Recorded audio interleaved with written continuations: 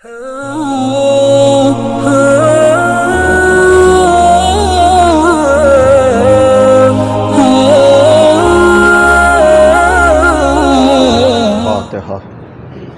بسم اللہ الرحمن الرحیم.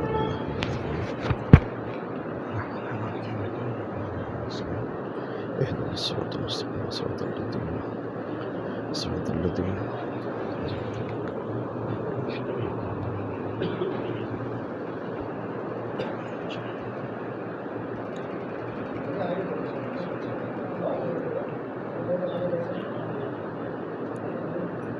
لا حول ولا قوة إلا بالله العلي العظيم.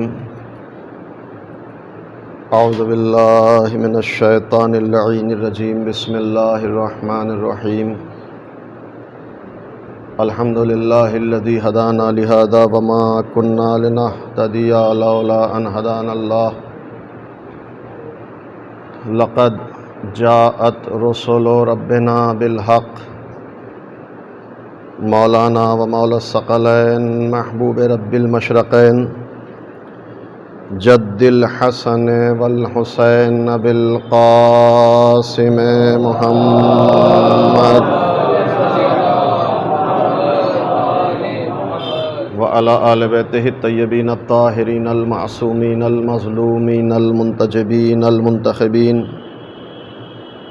الذین اذهب اللہ عنہم الرجس وطہرہم تطہیرا.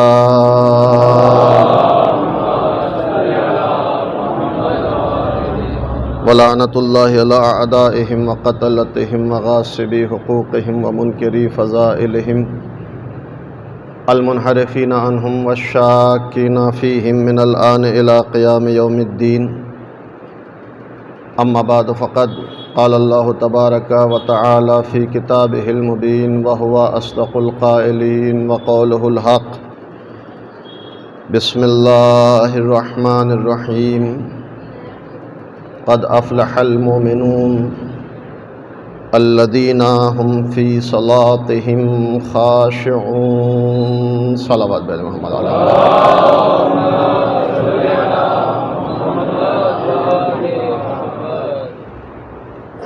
حاضرین گرام قدر، بزرگان محترم، یہ ایام اسرائے اہل بیت سے مخصوص ایام، مخصوصاً ہمارے اور آپ کے چوتھے امام امام زین العابدین علیہ الصلوۃ والسلام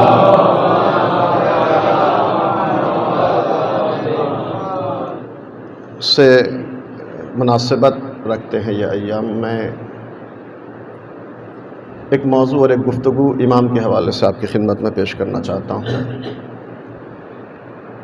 میں نے سورہ مومنون کی ابتدائی 2 آیتوں کی تلاوت کی.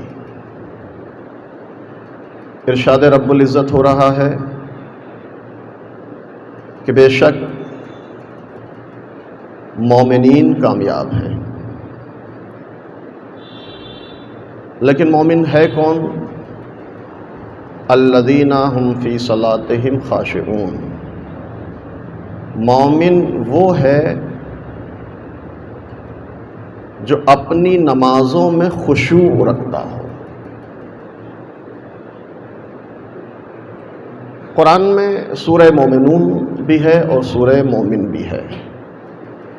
روایات میں ایک مفصل باب ہے صفات المومن کے نام سے، ایک عنوان مستقل روایات میں صفات المومن، مومن کے کیا صفات ہیں.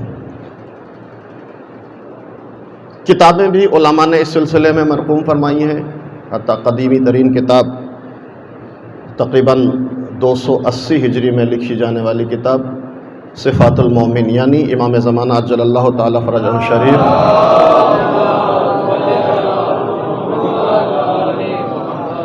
کی غیبت کے کچھ ہی عرصے کے بعد یہ کتاب لکھی گئی، جو آج بھی موجود ہے.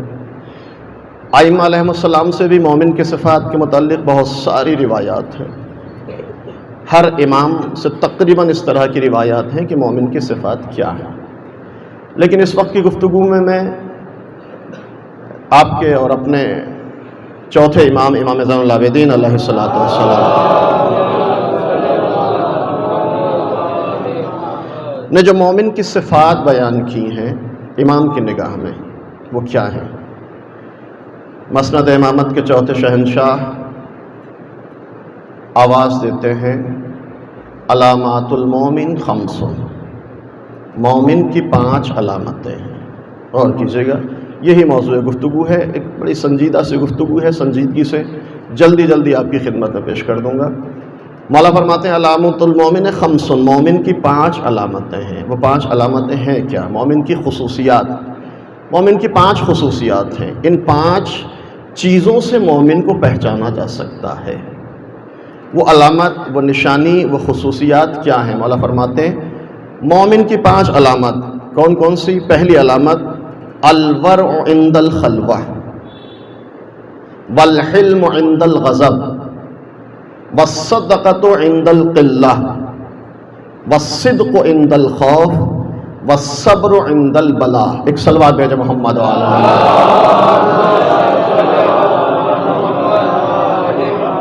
مولا فرماتے ہیں کہ مومن کی 5 علامتیں۔ پہلی علامت مومن کی یہ ہے کہ اگر مومن کو پہچاننا ہے کہ واقعی مومن ہے یا دکھاوے کا مومن ہے، تو مولا فرماتے ہیں کہ اس کی خلوت کو دیکھو، اس کی تنہائی کو دیکھو، اس کے اکیلے پن کو دیکھو۔ روایت میں آیا ہے کہ کسی مومن کو پہچاننا ہو تو اس کی نمازوں سے نہ پہچاننا، اس کے روزوں سے نہ پہچاننا، اس کے طول سجود و رکوع سے نہ پہچاننا، بلکہ اس کی خلوت اور اس کی تنہائی کو دیکھ کر تمہیں پتہ چلے گا کہ یہ حقیقی معنی میں مومن ہے یا لوگوں کو دکھانے کے لیے اس نے لبادہ ایمان زیب تن کر رکھا ہے۔ توجہ کیجیے گا، مولا فرماتے پہلی علامت، مومن کی پہلی خصوصیت چوتھے امام کی نگاہ میں الورع عند الخلوہ۔ مومن وہ ہے جو تنہائی میں تقوی اختیار کرتا ہے، جو خلوت میں ورع الہی اختیار کرتا ہے۔ دیکھیں لوگوں کے سامنے، امام باڑے میں، مسجد میں، بزم میں انسان بہت سارے کام انجام نہیں دیتا اور نہیں دینے چاہیے، لیکن انسان کی شناخت اور علامت اور پہچان بزم سے نہیں کی جا سکتی، بلکہ مولا کہتے ہیں کہ اگر واقعی طور پر پہچاننا چاہتے ہو تو اس کی خلوت کو دیکھو، اس کی تنہائی کو دیکھو، اس کے اکیلے پن کو دیکھو، تب تمہیں پتہ چلے گا کہ واقعاً کتنا مومن ہے۔ حقیقت بھی عزیزان محترم بالکل ایسی ہے، جب انسان، اب دیکھیں جس انسان کا جو ظاہر ہے وہی باطن ہوگا، تبھی انسان خلوت میں خوف خدا اختیار کرے گا۔ اگر ظاہر کچھ ہے باطن کچھ ہے تو خلوت کچھ ہوگی، جلوت کچھ ہوگی، انسان تنہائی میں کچھ ہوگا، لوگوں کے سامنے کچھ ہوگا۔ توجہ چاہتا ہوں، لیکن خوف خدا جب تنہائی میں انسان کے ہو تو یہ علامت ایمان ہے۔ اب آپ ذرا غور کیجیے گا، بعض اوقات ایسا ہوتا ہے خصوصاً جوانی اور نوجوانی کے عالم میں کہ انسان تنہائی میں اس کے قدم گناہوں کی طرف آسانی سے بڑھ جاتے ہیں۔ مولا کہتے ہیں یہی وہ مرحلہ ہے کہ جب انسان کو اپنے نفس پر کنٹرول کرنا ہے، اور اگر اس مرحلے سے انسان کامیابی سے آگے نکل جاتا ہے تو حقیقی مومن بن جاتا ہے۔ الورع عند الخلوہ، مومن کی علامت ہے کہ تنہائی میں انسان گناہ نہیں کرتا، خلوت میں تقوی اختیار کرتا ہے، ورع الہی اختیار کرتا ہے۔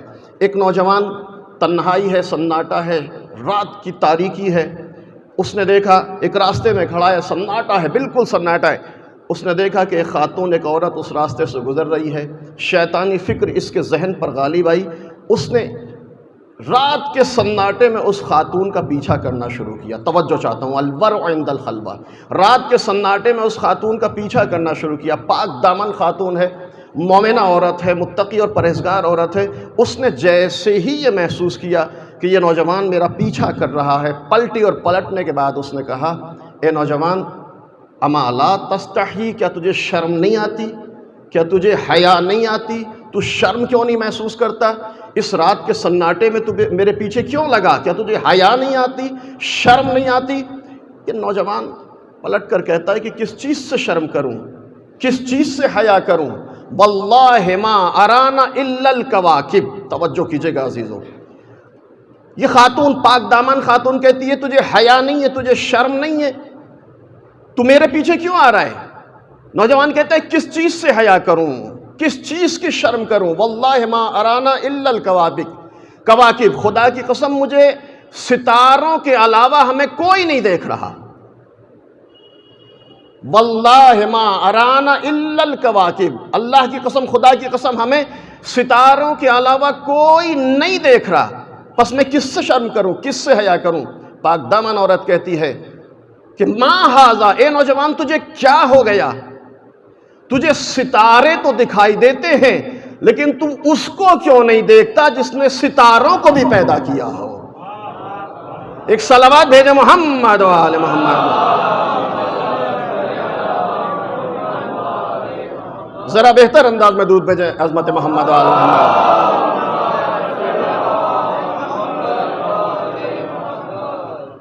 فَأَيْنَ مَوْقِفُكَ، ستاروں کو تو دیکھ لیا لیکن جس نے ستاروں کو خلعت وجود عطا کیا وہ تجھے نظر نہیں آتا۔ اگر انسان اللہ کو نظر میں رکھے تو اس کی تنہائی گناہوں سے محفوظ رہ سکتی ہے۔ علامہ طباطبائی صاحب تفسیر المیزان جب نجف سے فارغ التحصیل ہونے کے بعد اپنے وطن واپس آنا چاہتے ہیں تو اپنے استاد آغا قاضی طباطبائی کی خدمت میں جاتے ہیں، کہتے ہیں کہ مجھے کوئی نصیحت کریں۔ استاد نصیحت کرتے ہیں اپنے شاگرد سے، دونوں بڑی عظیم القدر شخصیت ہیں تاریخ تشیع کی۔ علامہ قاضی طباطبائی اپنے شاگرد محمد حسین طباطبائی کو نصیحت کرتے ہیں کہ اس آیت پہ ہمیشہ نظر رکھنا۔ وہ آیت کیا ہے کہ الم یعلم بان اللہ یرا، کیا تم نہیں جانتے کہ خدا دیکھ رہا ہے؟ کیا تم نہیں جانتے کہ خدا دیکھ رہا ہے؟ انسان اگر اس آیت پر نگاہ رکھے تو جو اس کی جلوت ہوگی وہی خلوت ہوگی، جیسا لوگوں کے سامنے ہوگا ایسا ہی تنہائی میں ہوگا، جیسا بزم میں ہوگا ایسے ہی گھر میں ہوگا۔ توجہ چاہتا ہوں، یاد رکھیے گا عزیزان محترم، 5 چیزیں انسان کے بارے میں فیصلہ کرتی ہیں کہ انسان اچھا ہے یا برا۔ 5 چیزیں ایسی ہیں جو ہمارے بارے میں فیصلہ کرتی ہیں کہ ہم اچھے ہیں یا برے۔ وہ کون سی 5 چیزیں ہیں؟ لوگ، عوام الناس، لوگ کسی کے بھی بارے میں فیصلہ کرتے ہیں کہ انسان اچھا ہے یا برا۔ دوسری چیز تاریخ، ہسٹری، مورخ فیصلہ کرتا ہے کہ یہ انسان اچھا ہے برا۔ تیسری چیز قاضی، جج، یہ ظاہری ثبوت اور شواہد کی بنیاد پر جج بھی فیصلہ کرتا ہے کہ یہ انسان ملزم ہے، مجرم ہے، گناہ گار ہے یا بے گناہ ہے۔ توجہ کیجیے گا، 5 چیزوں کو حق دیا گیا کہ وہ انسان کے بارے میں فیصلہ کریں۔ لوگ، عوام الناس، تاریخ، جج، قاضی۔ چوتھی چیز، خود انسان اپنے بارے میں فیصلہ کرتا ہے کہ میں اچھا ہوں یا برا۔ بل الانسان علی نفسہ بصیرہ، قرآن کہتا ہے یہ نفس انسان کا بتاتا ہے، خود انسان اپنے بارے میں فیصلہ کرتا ہے کہ میں اچھا ہوں یا برا۔ توجہ کیجیے گا، 4 چیزیں ہوئیں، لوگ، تاریخ، قاضی، جج۔ چوتھی چیز خود، 5ویں چیز جو حاکم علی الاطلاق، خود، اور آخری چیز خدا۔ خدا انسان کے بارے میں فیصلہ کرتا ہے کہ انسان اچھا ہے یا برا۔ عزیزان محترم یاد رکھیے گا، انسان شروع کی تینوں چیزوں کو آسانی سے دھوکہ دے سکتا ہے۔ انسان لوگوں کو بھی دھوکہ دے سکتا ہے، انسان تاریخ کو بھی دھوکہ دے سکتا ہے، انسان قاضی اور جج کو بھی دھوکہ دے سکتا ہے، لیکن آخری 2 چیزوں کو انسان کبھی دھوکہ نہیں دے سکتا۔ نہ انسان خود کو دھوکہ دے سکتا ہے، نہ انسان خدا کو دھوکہ دے سکتا ہے۔ ایک صلوات بھیجے محمد و آل محمد۔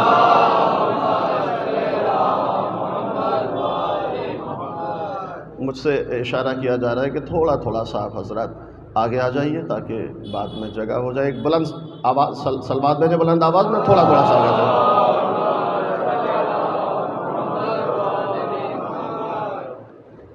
اور تھوڑا سا اور صلوات بھیجیں اور تھوڑا سا آ جائیے۔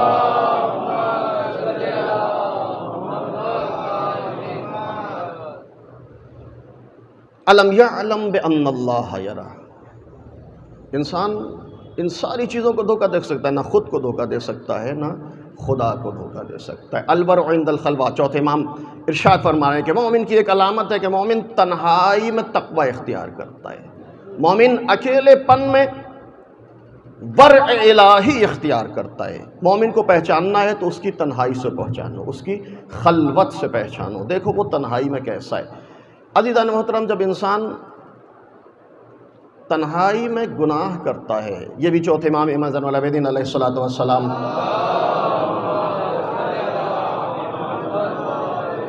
مولا ارشاد فرماتے ہیں کہ جب انسان تنہائی میں گناہ کرتا ہے تو گویا وہ خدا کے وجود سے غافل ہو جاتا ہے، اور جب غافل ہوتا ہے تو یہ انسان شرک کی حدوں تک چلا جاتا ہے، اور شرک ظلم عظیم ہے. آپ محسوس کریں، تھوڑا سا انالائز کریں چوتھے امام سے، یہ مخصوص ہے، یہ پیغام ہے امام کی زندگی کے ہمارے لیے. انسان تنہائی میں گناہ کرتا ہے، مولا کہتے ہیں کہ چونکہ گناہ اس لیے کرتا ہے کہ وجود خدا سے غافل ہو جاتا ہے.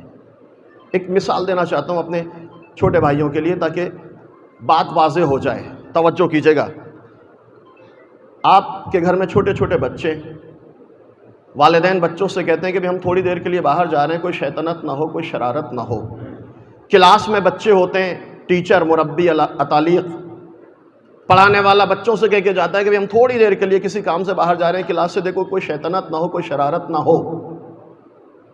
گھر سے والدین، گارجین تھوڑی دیر کے لیے چلے جاتے ہیں، کلاس سے ٹیچر تھوڑی دیر کے لیے چلا جاتا ہے.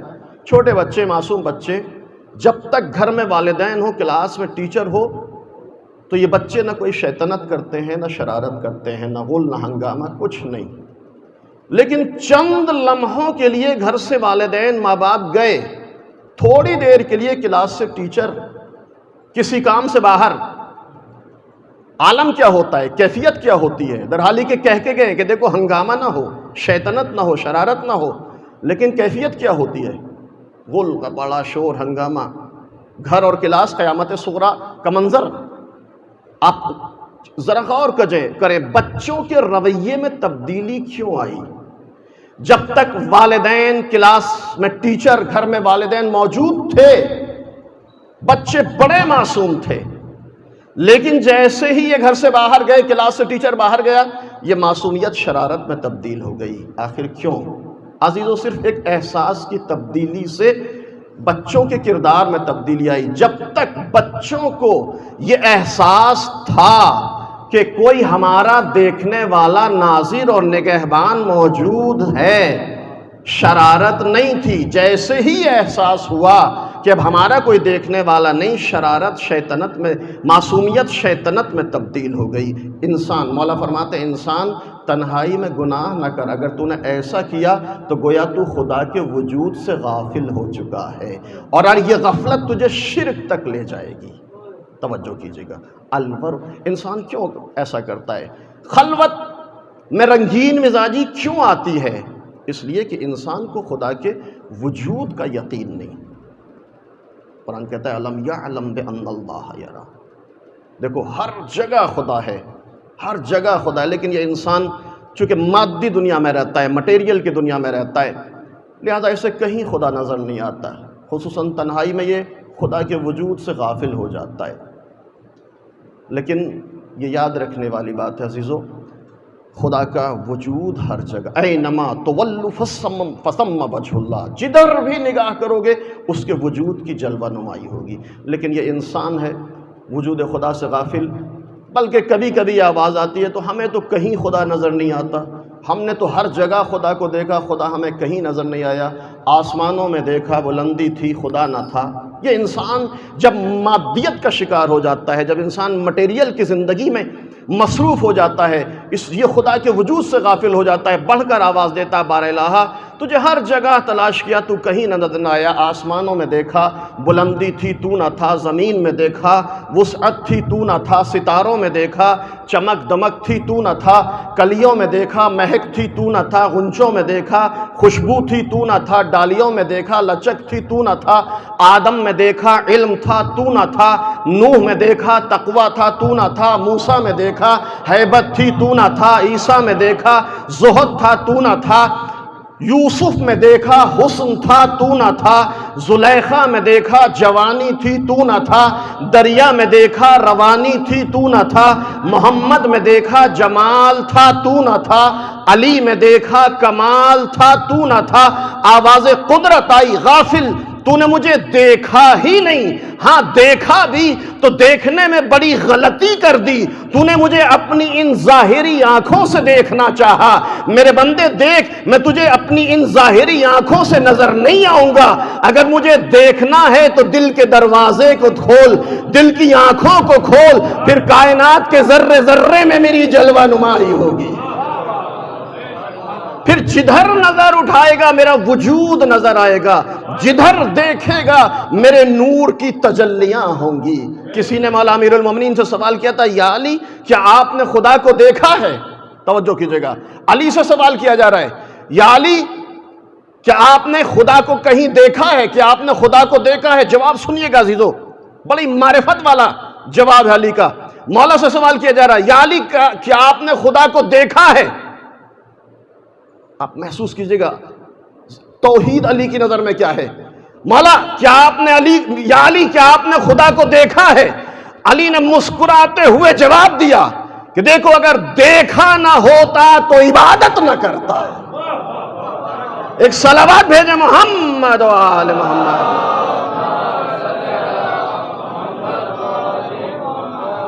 دیکھو اگر دیکھا نہ ہوتا تو عبادت نہ کرتا۔ ما کنت اعبد ربا لم ارہ، میں اسے خدا کی عبادت نہیں کرتا جس کو دیکھا نہ ہو۔ مولا آپ نے کہاں دیکھا؟ ہمیں تو خدا کہیں نظر نہیں آتا۔ مولا آپ نے خدا کو کہاں دیکھا؟ کیسے دیکھا؟ آپ کو بتائیے خدا کو کہاں دیکھا؟ علی پھر جواب دیتے ہیں کہ ما رأیت شیئا الا رأیت اللہ، میں نے کائنات میں کچھ نہ دیکھا، جو دیکھا اس کے وجود حق کی جلوہ نمائی تھی، مجھے اس کے وجود کے علاوہ کبھی کچھ نظر نہیں آیا۔ لیکن یہ انسان مادی نگاہوں سے خدا کو تلاش کرتا ہے تو خدا کہیں نظر نہیں آتا۔ ہر جگہ خدا کو دیکھا، خدا نظر نہیں آیا۔ خدا کہتا میرے بندے تو نے مجھے دیکھا ہی نہیں، تو نے دیکھا بھی تو ظاہری آنکھوں پر بھروسہ کیا، دیکھ میں ظاہری آنکھوں سے نظر نہیں آنے والا، مجھے دیکھنا ہے تو دل کے دروازے کو کھول، ہر جگہ میرے وجود کی جلوہ نمائی ہوگی۔ میرے بندے اگر میں آسمانوں میں نہ ہوتا تو بلندی کہاں سے آتی، زمین میں نہ ہوتا تو وسعت کون عطا کرتا، ستاروں میں نہ ہوتا تو چمک دمک نہ ہوتی، غنچوں میں نہ ہوتا تو مہک نہ ہوتی، ڈالیوں میں نہ ہوتا تو لچک نہ ہوتی، آدم میں نہ ہوتا تو علم نہ ہوتا، موسیٰ میں نہ ہوتا تو ہیبت نہ ہوتی، عیسیٰ میں نہ ہوتا تو زہد نہ ہوتا، یوسف میں نہ ہوتا تو حسن نہ ہوتا، زلیخا میں نہ ہوتا تو جوانی نہ ہوتی، دریا میں نہ ہوتا تو روانی نہ ہوتی، محمد میں نہ ہوتا تو جمال نہ ہوتا، علی میں نہ ہوتا تو کمال نہ ہوتا۔ صلوات بر محمد و آل محمد۔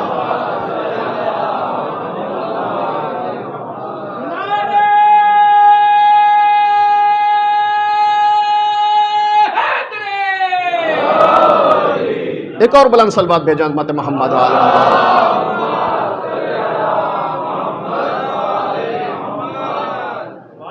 ہر کائنات کے ذرے ذرے میں اس کی جلوہ نمائی ہے۔ اینما تولوا فثم وجہ اللہ، بس ہر جگہ وہ موجود ہے۔ تو جیسے جلوت میں ہے ایسے ہی خلوت میں ہے، جیسے بزم میں ہے ایسے ہی گھر پر ہے، جیسے سب کے سامنے ہے اسی طرح تنہائی میں ہے۔ اور جب تنہائی میں وجود خدا کا احساس ہو جائے تو مولا فرماتے ہیں، چوتھے امام فرماتے ہیں کہ مومن کی علامت یہ ہے کہ الورع عند الخلوہ، جب تنہائی ہوتی ہے تو وہ گناہ نہیں کرتا، پھر وہ تقوی الہی اختیار کرتا ہے۔ یہ پہلی علامت ایمان ہے چوتھے امام کی نظر میں۔ مولا فرماتے ہیں مومن کی 5 علامتیں ہیں، جلدی جلدی اسی حدیث کی تشریح آپ کی خدمت میں جتنا ممکن ہو سکا کروں گا۔ پہلی علامت مومن تنہائی میں گناہ نہیں کرتا۔ دوسری علامت مولا فرماتے ہیں الحلم عند الغضب، مومن کو جب غصہ آتا ہے تو اپنے غصے کو کنٹرول کرنا جانتا ہے، یہ مومن کی دوسری علامت ہے۔ الحلم عند دیکھیں غصہ ایک فطری چیز ہے، انسان کے مزاج کے خلاف جب بھی کوئی بات ہوگی تو اسے غصہ آئے گا، یہ فطری بات ہے۔ غصہ آنا یہ انسانی فطرت کا تقاضا ہے، لیکن غصے پر کنٹرول کرنا مومن کی علامت اور نشانی ہے۔ مومن وہ ہے جو غصے پر کنٹرول کرنا جانتا ہو۔ چوتھے امام زین العابدین علیہ الصلوۃ والسلام تشریف فرمائے۔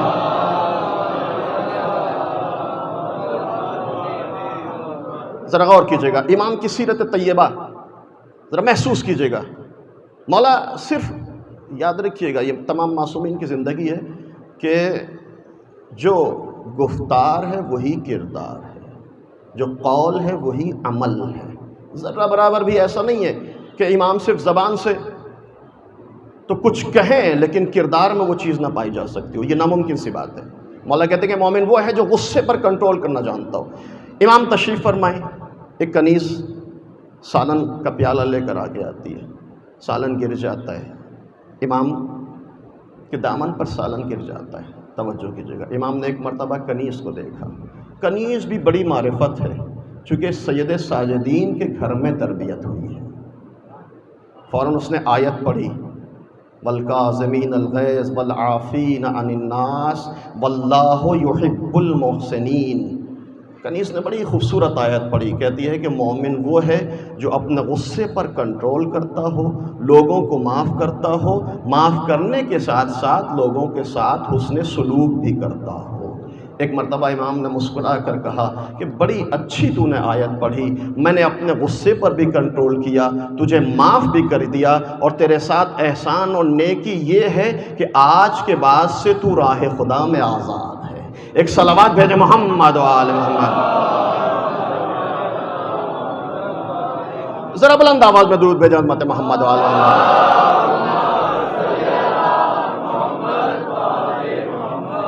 والحلم عند الغضب، یہ مومن کی علامت ہے، مومن کی پہچان۔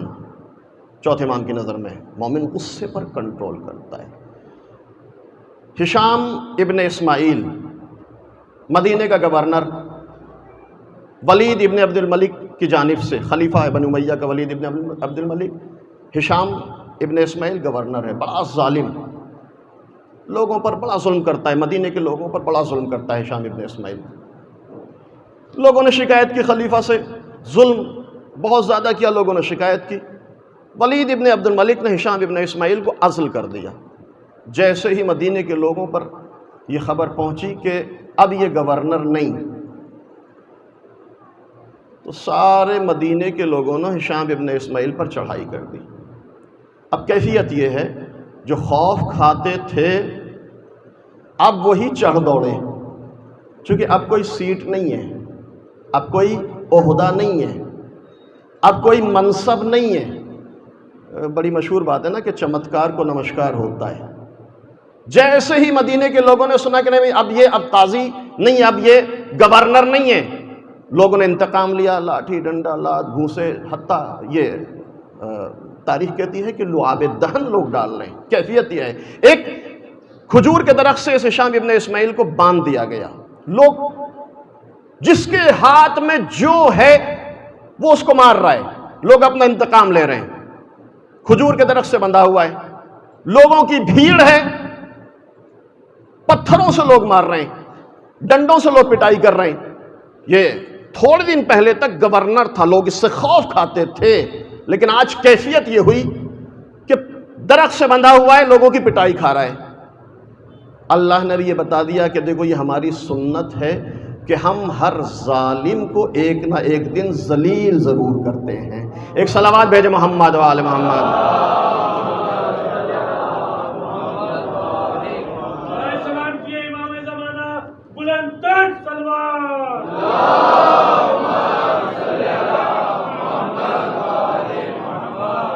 کچھ دن پہلے تک متکبر، مغرور، رعونت کے ساتھ لوگوں کے ساتھ پیش آتا ہے، لیکن آج اللہ ظالم کو ذلیل کر رہا ہے۔ لوگوں نے یہ سلوک کیا۔ کسی نے اطلاع دی کہ فرزند رسول سید الساجدین امام زین العابدین علیہ السلام تشریف لائے۔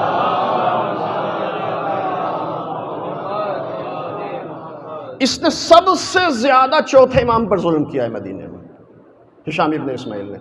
لوگوں پر اتنا ظلم نہیں کیا جتنا چوتھے امام پر ظلم کیا ہے۔ لوگ اپنا انتقام لے رہے ہیں، درخت سے باندھ رکھا ہے۔ اطلاع ملی کے ساتھ فرزند رسول تشریف لائے، اس کے چہرے کا رنگ بدل جاتا ہے، بدن میں لرزہ ہے، دل میں خیال کہ جن کے ساتھ کچھ نہیں کیا انہوں نے یہ حالت بنائی، اب جس کے ساتھ میں نے اتنا ظلم کیا اب اس کا وہ کیا میرے ساتھ سلوک کرے گا؟ توجہ کیجئے گا، امام آگے آئے، مجمع کاہی کی طرح ہٹ جاتا ہے امام کا احترام اور امام کا استقبال۔ امام نے جب اس کی کیفیت کو دیکھا، توجہ کیجئے گا، العلم عند الغضب، مومن کی یہ علامت ہے کہ مومن غصے پر کنٹرول کرتا ہے، بردباری اور حلم سے کام لیتا ہے۔ آپ چوتھے امام کا جو خطبہ ہے دربار شام میں، اس میں مولا کہتے ہیں کہ اوتینا ستن، اللہ نے ہمیں 6 خصوصیت ادا کی ہے، العلم والحلم، علم بھی عطا کیا اور حلم بھی عطا کیا۔ توجہ کیجئے گا، مولا کہتے ہیں ہمیں اللہ نے حلم عطا کیا ہے۔ اب کردار سے بھی امام ثبوت دے رہے ہیں دنیا کے سامنے۔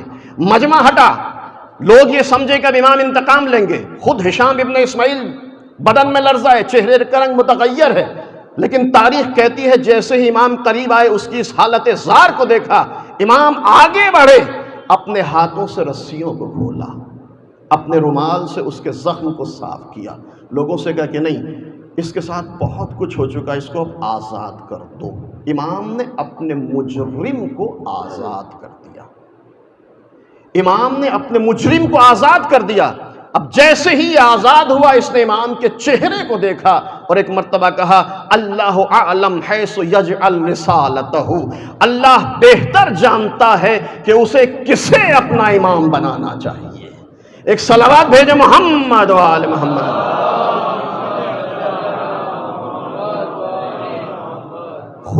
خدا بہتر جانتا ہے کہ کس سے اپنا نمائندہ بنانا چاہیے، کہاں اپنی رسالت اور اپنی نبوت و امامت کو رکھنا چاہیے۔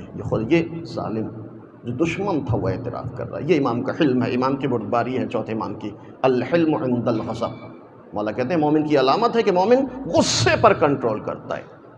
ایک شخص آتا ہے چوتھے امام زین العابدین علیہ الصلوۃ والسلام کی خدمت میں، عزیزو یہ سیرت کے جھروکے ہیں۔ امام کی زندگی ہمارے لیے سرمشق حیات ہے، امام کی زندگی ہمارے لیے آئیڈیل اور نمونہ ہے۔ ہم نے کبھی کبھی صرف ایک زندگی کے رخ کو مد نظر رکھا، امام بیمار تھے کربلا میں، نعوذ باللہ، صرف یہ کہ امام مجبور تھے، امام ناتما اور بے بس تھے، نہیں، امام کی زندگی کو دیکھیے آپ، کربلا سے پہلے اور کربلا کی بعد کی امام کی زندگی کو دیکھیں۔ امام کاروان بشریت کے لیے سرمشق حیات ہے۔ ذرا محسوس کیجئے گا، امام کی خدمت میں ایک شخص آتا ہے، فرزند رسول فلاں آدمی آپ کی بہت برائی کر رہا تھا، الحلم عند الغضب، فرزند رسول فلاں آدمی آپ کو برا بھلا کہہ رہا تھا۔ اچھا ہماری کیا کیفیت؟ اگر ہمارے ساتھ ایسا ہو تو ہماری کیا کیفیت ہوتی ہے؟ یا تو ہمارا ریئیکشن عام طور سے ایسا ہوتا ہے کہ ہم بھی اس کی برائی کرنا فوراً شروع کر دیتے ہیں، اس نے اگر کم برائی کی ہم زیادہ کرتے ہیں عام طور سے۔ لیکن ذرا امام کی سیرت طیبہ کو، فرزند رسول فلاں ابن فلاں آپ کی برائی کر رہا تھا، آپ کو ایسا ویسا کہہ رہا تھا، امام نے کہا بھائی اتنا بتا، وہ تو میری برائی کر رہا تھا، لیکن یہ اور بتا دے کہ برائی کرتے ہوئے اس نے یہ بھی کہا تھا کہ تو جا کر مجھے اس کی برائی کی اطلاع دے دینا۔ امام نے بتا دیا کہ دیکھو چغل خوروں کے ساتھ کیسا برتاؤ کرنا چاہیے، چونکہ یہ انتہائی سنگین جرم ہے ہمارے معاشرے میں۔ بڑے مسائل، بہت سارے اختلافات، بہت سارے فتنے، بہت سارے جھگڑے صرف اس بنیاد پر ہوتے ہیں کہ غیبت، نمامی۔ آپ دیکھیں قرآن کہتا ہے، اپنے حبیب سے اعلان کرتا ہے قرآن کہ میرے حبیب دیکھو 9 طرح کے لوگوں سے بچنا، بڑے خطرناک لوگ ہیں، 9 طرح کے لوگ بڑے خطرناک لوگ ہیں، ان کی اتباع نہ کرنا، ان کی پیروی نہ کرنا، ان سے دوری اختیار کرنا ہے۔ سورہ قلم کی آیت نمبر اور 10-11 کو دیکھیے آپ، 9 طرح کے لوگ ہیں جس میں کیا ہے؟ وَلَا تُطِعْ كُلَّ حَلَّافٍ مَّهِينٍ حَمَّازٍ بِنَمِيمٍ۔ میں ترجمہ نہیں کروں گا، میرے حبیب جو چغلی کرتا ہے، جو ادھر کی ادھر لگاتا ہے، مشاء بنمیم، جو چغل خوری کا عادی ہے، میرے حبیب اس سے دوری اختیار کرنا۔ یہ بڑے خطرناک قسم کے لوگ ہیں، یہ سماج کے لیے ناسور بن جاتے ہیں۔ روایت میں کہ پیغمبر جا رہے ہیں، قبرستان سے گزر ہو رہا ہے، قبر پر عذاب ہو رہا ہے، پیغمبر نے کہ چہرے کا رنگ بدل جاتا ہے، سب پوچھتے ہیں یا رسول اللہ کیا ماجرا ہے کہ اس قبر پر عذاب ہو رہا ہے؟ یا رسول اللہ جرم کیا تھا؟ کہ یہ سماج میں چغل خوری کیا کرتا تھا، نمامی کیا کرتا تھا۔ اب آپ دیکھیں امام کا کردار، امام کی سیرت، امام کی خدمت میں آئی، یا نبی فرزند رسول آپ کو برا بھلا کہہ رہا ہے۔ پہلے تو امام نے اس کے ساتھ یہ کہا کہ کیا اس نے یہ بھی کہا کہ تم جا کر مجھے بتاؤ؟ اس نے کہا اچھا ٹھیک ہے، وہ میری برائی کر رہا ہے، کوئی بات نہیں، اپنے اصحاب کو ساتھ لیا کہ چلو اس سے بات کرتے ہیں، اس سے گفتگو کرتے ہیں۔ یہ امام کی سیرت ہے، دیکھیے۔ اور امام کی سیرت مشعل راہ ہے امام کے چاہنے والوں کے لیے، کہ اس نے میری برائی کی تو چلیے بات کرتے ہیں۔ آئے، دق الباب کیا، وہ گھر سے باہر نکلا۔ امام کہتے ہیں ایھا المتکلم قلت فی ما قلت، اے بھائی تو نے جو کچھ میرے بارے میں کہا وہ کہہ دیا، لیکن اتنا بتا، ان کنت صادقا فنستغفر اللہ وان کنت کاذبا فتستغفر اللہ۔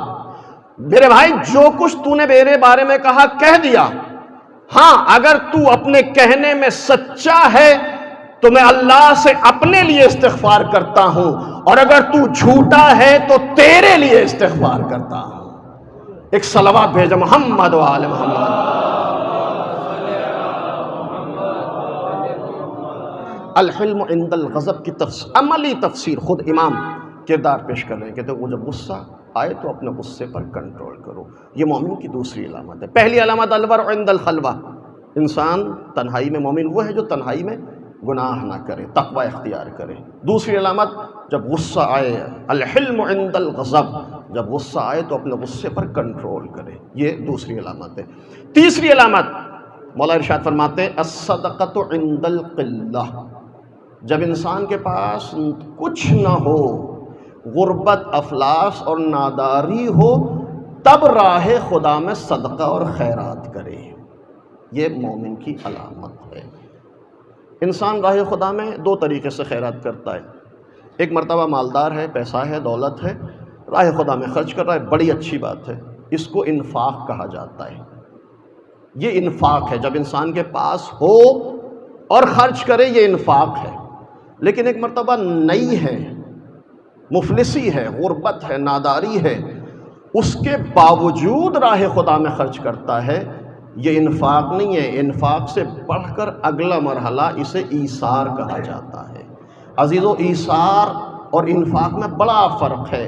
انفاق کرنے والے سماج کے ہر کونے میں آپ کو مل جائیں گے، لیکن اگر ایثار کرنے والوں کی تلاش ہے تو سورہ دہر کی تلاوت کرتے ہوئے در فاطمہ پر آنا پڑے گا۔ صلوات بھیج دیں محمد و آل محمد۔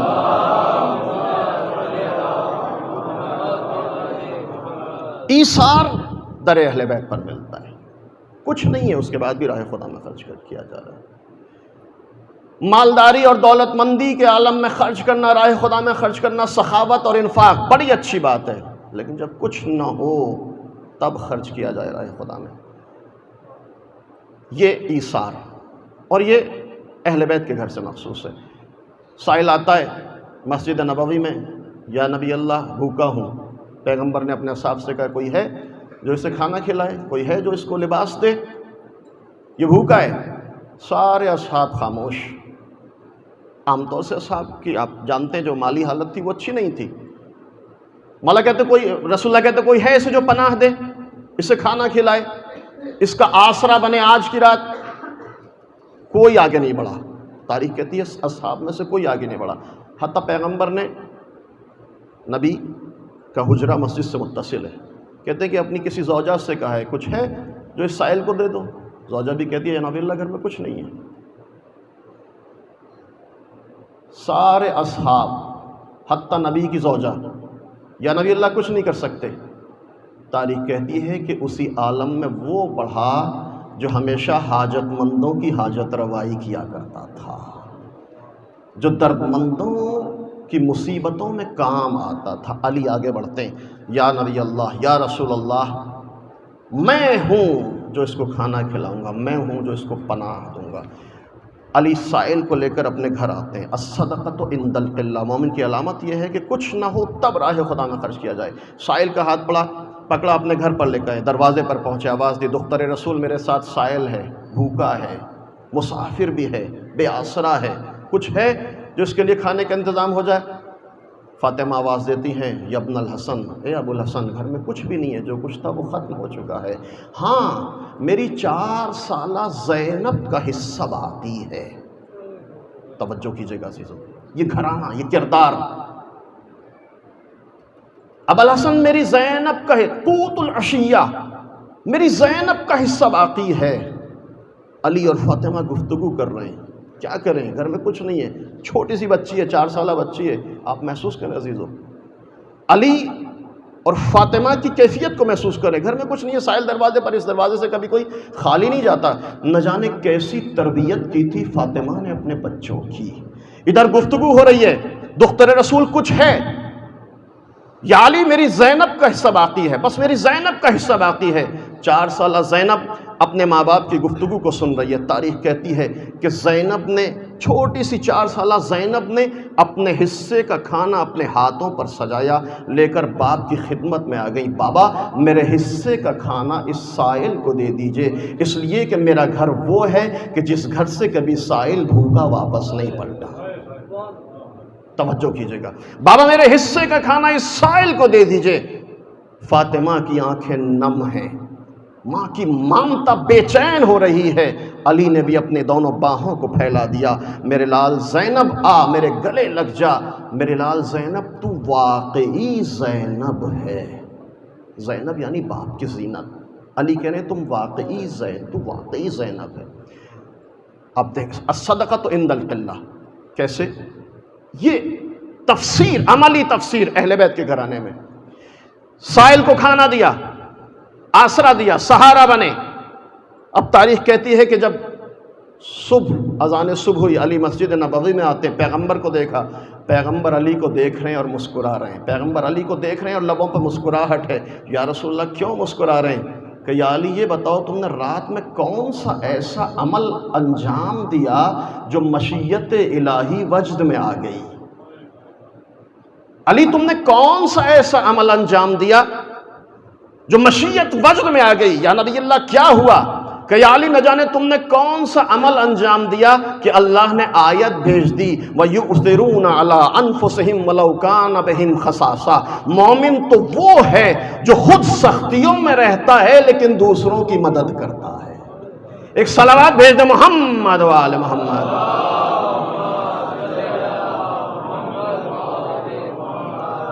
الصدقۃ عند القلہ، چوتھے امام فرماتے ہیں کہ مومن کی علامت یہ ہے کہ ناداری میں، مفلسی میں، غربت میں راہ خدا میں خرچ کرتا ہے۔ اچھا یہ بھی یاد رکھیے گا عزیزو، اس کے ہاں کوانٹٹی نہیں دیکھی جاتی، اللہ کوانٹٹی کو نہیں دیکھتا، وہ کوالٹی کو دیکھتا ہے۔ وہ یہ نہیں دیکھتا کہ کتنا اس کی راہ میں خرچ کر دیا گیا، وہ یہ دیکھتا ہے کہ کیسا اس کی راہ میں خرچ کر دیا گیا۔ وہ کمیت کو نہیں دیکھتا، وہ کیفیت کو دیکھتا ہے۔ ایک انسان بہت سارا خرچ کر رہا ہے لیکن نام و نمود کے لیے، دکھاوے کے لیے، تعریفیں بٹورنے کے لیے۔ ایک انسان بہت کم خرچ کر رہا ہے لیکن قربتاً الی اللہ اور خوشنودی خدا کے لیے۔ توجہ کیجیے گا، خدا کے ہاں کوانٹٹی نہیں دیکھی جاتی، وہاں کوالٹی دیکھی جاتی ہے، وہاں کمیت نہیں دیکھی جاتی، وہاں کیفیت دیکھی جاتی ہے۔ وہ حضرات جو زیارات پر گئے ہوں گے، اگر نیشا پور جہاں قدم گاہ ہے، امام رضا کا قدم ہے، لوگ جاتے ہیں زیارت پر، وہاں اس شہر نیشا پور میں ایک مزار ہے، ایک خاتون کا، ایک محب اہل بیت کا، جس کا نام تاریخ میں بی بی شتیتا لکھا گیا ہے۔ جو لوگ زیارت پہ گئے ہیں آپ دیکھ سکتے ہیں، آپ نیٹ پہ بھی سرچ کر سکتے ہیں، بی بی شتیتا۔ امام موسیٰ کاظم علیہ السلام کا زمانہ ہے۔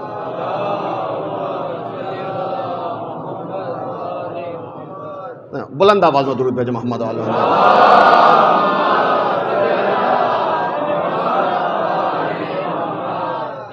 ساتویں امام کا زمانہ ہے، محمد ابن علی نیشاپوری خراسان کے شیعوں کی نمائندگی کرتے ہوئے امام کی خدمت میں حاضر ہونا چاہتے ہیں۔ خراسان کے شیعوں نے بے پناہ تحائف، رقوم شرعی، خمس اور بیت المال امام کی خدمت میں پہنچانا چاہتے ہیں۔ 30,000 دینار، 50,000 درہم، 2,000 جامع نفیس اور بہت سارے قیمتی ہدیے لے کر محمد ابن علی نیشاپوری ساتویں امام کی خدمت میں۔ لیکن جب اس بی بی شتیتا کو معلوم ہوا کہ یہ محمد ابن علی نیشاپوری جانا چاہتے ہیں تو یہ آئے ہیں محمد علی نیشاپوری کے پاس۔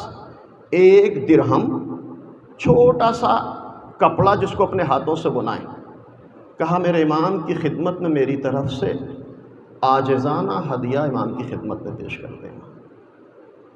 جہاں بہت سارے نفیس ہدیے، قیمتی تحفے، وہاں 1 درہم اور چھوٹا سا کپڑا یہ بھی رکھ لیا ہے محمد ابن علی نیشا پوری نے۔ آئے ہیں امام کی خدمت میں، مدینے پہنچے، امام کی خدمت میں پہنچے، بہت سارے ہدیے، بہت سارے تحفے، مال، رقوم شرعی امام کی خدمت میں لے کے پہنچے۔ جیسے ہی محمد ابن علی نیشا پوری امام کی خدمت میں بیٹھے، امام نے کہا کہ سب سے پہلے ہماری چاہنے والی کا وہ تحفہ ہمیں دے دو جو اس نے خلوص سے ہمارے لیے بھیجا ہے۔ ذرا محسوس کیجئے، سب سے پہلے اس مومنہ کا تحفہ ہمارے سامنے پیش کرو۔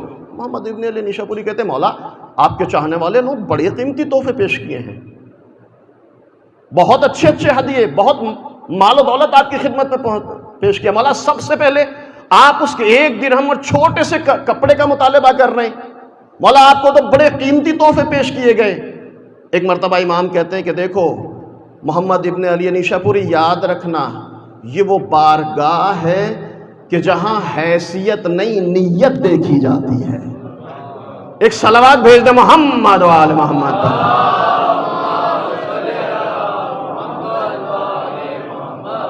دیکھو ہم حیثیت کو نہیں دیکھتے، ہم نیت کو دیکھتے ہیں، ہم مقدار کو نہیں دیکھتے، ہم کردار کو دیکھتے ہیں، ہم کوانٹٹی کو نہیں دیکھتے، ہم کوالٹی کو دیکھتے ہیں۔ امام نے اپنی چاہنے والی کے مختصر سے ہدیے کو لیا، کیوں؟ اس لیے کہ الصدقۃ عند القلہ، ناداری میں اس نے 1 درہم عطا کیا تھا، غربت اور افلاس کی زندگی میں اس نے اپنے ہاتھوں سے ایک چھوٹا سا کپڑا بن کر امام کی خدمت میں پیش کیا تھا۔ پھر امام کہتے ہیں کہ جاؤ ہماری چاہنے والے کو بتانا کہ اتنے دن کے بعد تمہاری موت واقع ہوگی اور ہم آ کر تمہارے نماز جنازہ ادا کریں گے۔ اور ایسا ہی ہوا، اور آج وہ قبر موجود ہے، زائرین جاتے ہیں، زیارت کرتے ہیں۔ آپ محسوس کریں الصدقۃ عند القلہ، جب انسان کے پاس کچھ نہ ہو تب راہ خدا میں خرچ کرے، یہ مومن کی علامت ہے۔ اور میرا وقت ختم ہو چکا ہے، میں اس حدیث کی پوری وضاحت نہیں کر سکا۔ چوتھی صفت مولا فرماتے ہیں، چوتھے امام فرماتے ہیں الصدق عند الخوف، حق بیانی چاہے انسان کے اپنے گھاٹے میں ہی کیوں نہ ہو، چاہے خوف کیوں نہ ہو، چاہے اضطراب کیوں نہ ہو، چاہے مشکلات کیوں نہ ہو، چاہے دشمنیاں کیوں نہ ہوں، لیکن انسان صداقت کا دامن نہ چھوڑے، انسان حق بیانی کو نہ چھوڑے، یہ مومن کی علامت ہے۔ ہمارے ساتھ کیا ہوتا ہے بعض اوقات، تعلقات، رشتہ داری، محلہ واریت، خاندان، قبیلہ، یہ ساری چیزیں حق اور صداقت پر فوقیت حاصل کر لیتی ہیں۔ مولا کہتے ہیں وہ مومن، وہ انسان مومن نہیں جو رشتہ داری کی بنیاد پر سچائی کے دامن کو چھوڑ دے۔ مومن وہ ہے کہ جو گھاٹا اٹھانا برداشت کر لے، لیکن صداقت اور سچائی اور حق بیانی کے دامن کو ہاتھ سے نہ جانے دے۔ وقت ختم ہو چکا ہے، وضاحت نہیں کر سکتا۔ آخری صفت، آخری علامت مومن کی، مولا فرماتے ہیں الصبر عند البلاء، جب انسان پر مصیبت آئے۔ مومن کی ایک علامت یہ ہے کہ جب انسان پر مصیبت آئے، جب سختی آئے تو وہ صبر سے کام لے۔ مومن کی ایک عظیم علامت کہ بلا اور مصیبتوں کے وقت وہ صبر کرتا ہے۔ خود امام علیہ السلام کی ذات ان مصادیق کا سب سے بہتر نمونہ ہے۔ آپ پورا تجزیہ کر لیجئے امام کی زندگی کو، امام پر کتنی مصیبتیں پڑی ہیں، کربلا سے کوفہ اور کوفے سے شام تک امام نے کیسے کیسے مصائب کا سامنا کیا ہے، لیکن ایسے صبر کا مظاہرہ کیا کہ ایوب بھی انگشت بدنداں ہے، ایسے صبر کا امام نے مظاہرہ کیا ہے۔ ہاں عزیزو، یہ ایام اسارت کے ایام ہیں، اسیری کے ایام اہل بیت علیہ السلام کی۔ یہ وہ ایام ہیں جب لٹا ہوا قافلہ کربلا سے کوفے پہنچا ہے۔ یہ وہ ایام ہیں جب زینب کے پشت پہ مسلسل تازیانے لگ رہے ہیں۔ یہ وہ دن ہیں جب سید سجاد کی بے کسی، ہاتھوں میں ہتھکڑی، پیروں میں بیڑی، گلے میں خاردار طوق ہے۔ عزیزو محسوس کر لیں کربلا سے کوفے اور کوفے سے شام تک سید سجاد کو کن کن مصیبتوں کا سامنا کرنا پڑا ہے۔ اور سب سے بڑی مصیبت ماں بہنوں کی بے ردائی، زینب کی بے ردائی، ام کلثوم کی بے ردائی۔ مولا سے سوال کیا گیا، مولا سب سے زیادہ مصیبتیں کہاں پڑیں؟ عباس کے بازوؤں کا نام نہیں لیا ہے، اکبر کے سینے کا نام نہیں لیا ہے، قاسم کی پامالی کا تذکرہ نہیں کیا ہے، اون محمد کی شہادت کو نہیں کیا ہے، حتیٰ بابا کی مظلوم شہادت کا تذکرہ نہیں کیا ہے۔ تڑپ کر کہا الشام الشام الشام۔ مولا کیوں؟ اس لیے کہ 700 کرسی نشین تھے، میری ماں بہنیں پھوپھیاں برہنہ سر بلوائے عام میں منادی ندا دے رہا تھا، حاضہی زینب حاضہی رقیہ حاضہی ام کلثوم اجرکم اللہ۔ ہاں عزیزو، آپ رونے کے لیے آمادہ ہو گئے۔ ایک روایت زحمت تمام کر رہا ہوں۔ یہ وہ ایام ہے جب اہل حرم کا لٹا ہوا قافلہ کوفے پہنچا ہے۔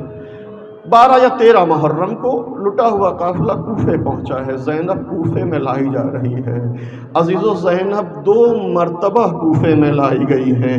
ایک مرتبہ زینب شہزادی بنا کر کوفے میں لائی گئی ہے، 35 ہجری میں زینب شہزادی بنا کر کوفے میں لائی گئی ہے، 61 ہجری میں زینب اسیر بنا کر کوفے لائی جا رہی ہے۔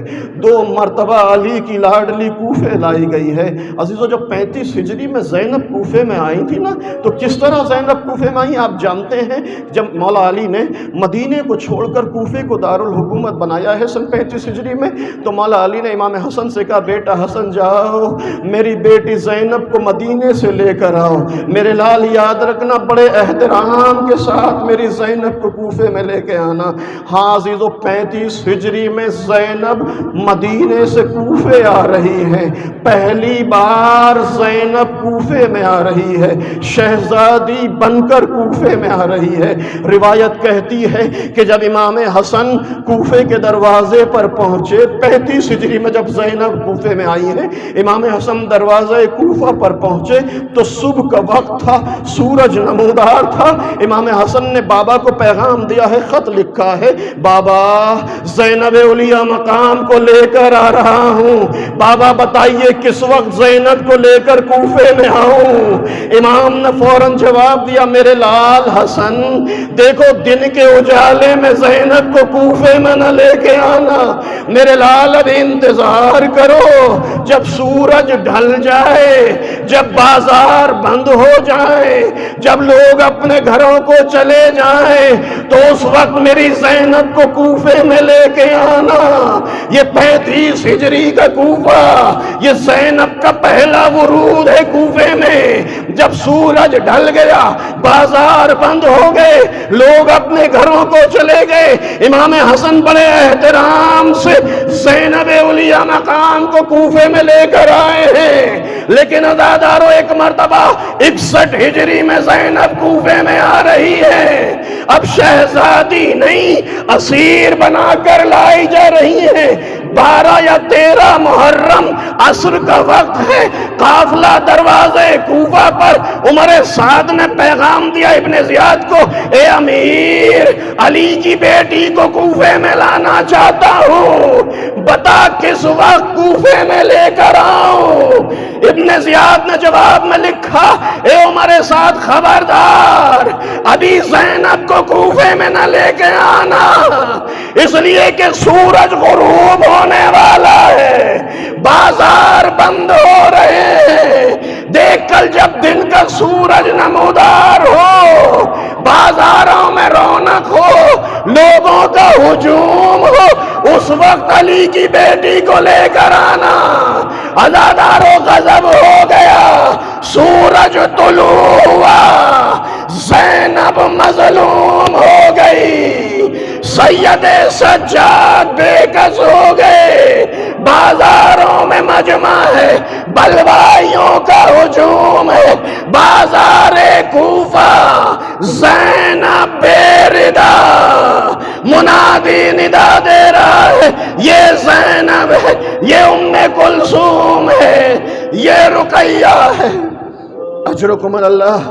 ہاں زیادہ رو مجلس ختم کر دیتا، لیکن ایک جملہ چوتھے امام سے منسوب ایام ہے، ایک روایت زحمت تمام کر رہا ہوں۔ سید سجاد کی بے کسی کو دیکھیں، بازار کوفہ سے گزر ہو رہا ہے، سید سجاد سر کو اٹھاتے ہیں تو نو کے نیزہ پر شہداء کے سر، کہیں زینب بے ردا، کہیں ام کلثوم بے ردا، سر کو جھکاتے ہیں تو شمر کے تازیانے پڑ رہے ہیں، پشت زخمی ہو چکی ہے، میرا مظلوم امام، میرا بے کس امام اسی عالم میں بازار کوفہ سے گزارا جا رہا ہے، بلوائیوں کا ہجوم ہے، نامحرموں کا مجمع ہے، تماشائی تماشا دیکھنے کے لیے آئے ہوئے ہیں۔ ازادر و روایت کہتی ہے آنے والوں میں ایک مرتبہ حبیب کا بیٹا بھی دروا بازار کوفہ سے گزر رہا ہے۔ مقتل کا جملہ ہے جیسے ہی حبیب کے بیٹے نے نوک نیزہ پر کچھ سر دیکھے، اچانک حبیب کے بیٹے کی نگاہ اس نیزے پر جا کر رک گئی جس پر حبیب کا سر تھا، جوان بیٹا تھا، برداشت نہ ہوا، ایک مرتبہ دوڑا دوڑا اسدی قبیلے میں آیا، اس محلے میں آیا جو اسدی قبیلے کا محلہ تھا، آواز دیا اسدی قبیلے کے جوانوں تمہاری غیرت کو کیا ہو گیا ہے؟ حبیب کربلا میں مارے گئے، حبیب کا سر نوک نیزہ پر ہے، چلو چل کر حبیب کے سر کو لینا ہے۔ اسدی قبیلے کے جوان غیور جوان آئے، روایت کہتی ہے مقتل علماء مقاتل لکھتے ہیں ایک گروہ اسدی قبیلے کا اور حبیب کے بیٹے کے ساتھ بازار کوفہ میں آیا، جوانوں نے حملہ کیا، حبیب کے سر کو حبیب کے بیٹے نے نوک نیزہ سے لیا، اپنی آغوش میں رکھا، پیشانی پر بوسہ دیا، سر کو ہاتھوں میں اٹھایا اور بڑے فخر سے کہا ارے جس کا جوان بیٹا موجود ہو اس کے وارث کا سر نوک نیزہ پر نہیں رہ سکتا۔ میں کہوں گا اے حبیب کے بیٹے ذرا آہستہ بول، اس لیے کہ ایک جوان بیٹا اسی بازار کوفہ میں، لیکن اتنا مجبور، ہاتھوں میں ہتھکڑیاں، پیروں میں بیڑیاں، گلے میں خار، سیعلم الذین ظلموا ای منقلب ینقلبون، انا للہ وانا الیہ راجعون۔ ماتم حسین۔